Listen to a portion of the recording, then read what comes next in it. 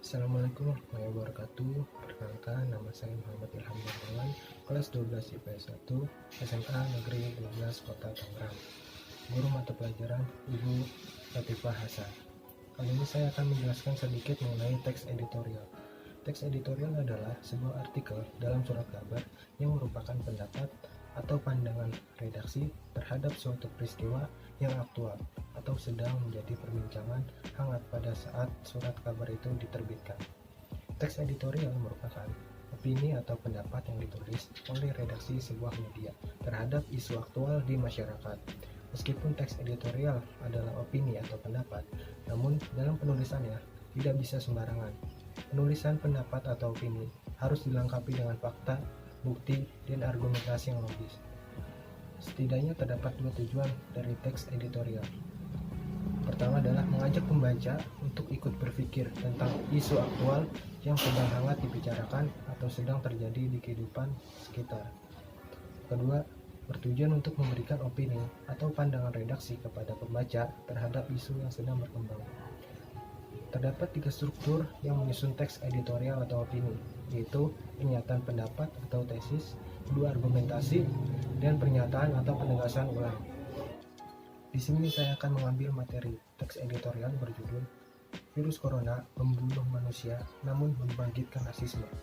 Wabah virus corona menjadi topik hangat untuk diperbincangkan belakangan, sebab bukan hanya menakutkan karena bisa menyebabkan kematian dan menghancurkan ekonomi suatu negara, virus ini juga bisa memicu kekacauan sosial.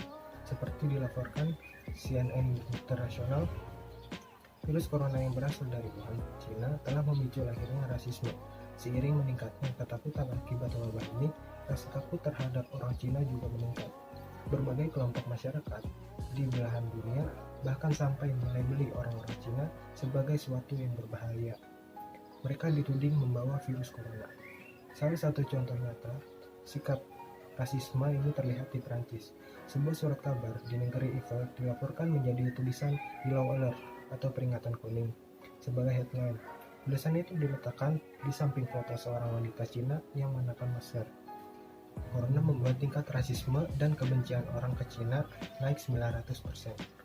Menghitung sejak ditemukannya kasus virus corona pada Desember 2019 lalu hingga Maret 2020, tingkat perundungan terhadap Cina dan etnisnya naik hingga 900%. Lalu, rasisme juga terjadi di negara Australia. Sebuah keluarga asal Cina yang sudah jadi warga Australia menjadi sasaran serangan rasis terkait dengan COVID-19 selama 2 malam berturut-turut di Melbourne.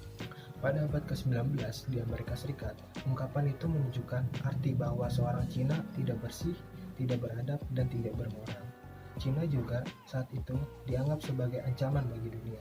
Selain itu, rasisme juga hadir di negara-negara lainnya.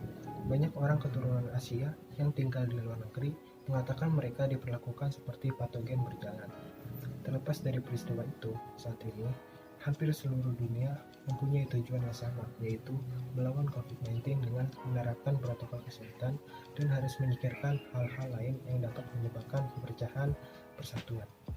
Kurang lebihnya mohon maaf. Wabillahi taufiq wal hidayah. Wassalamualaikum warahmatullahi wabarakatuh.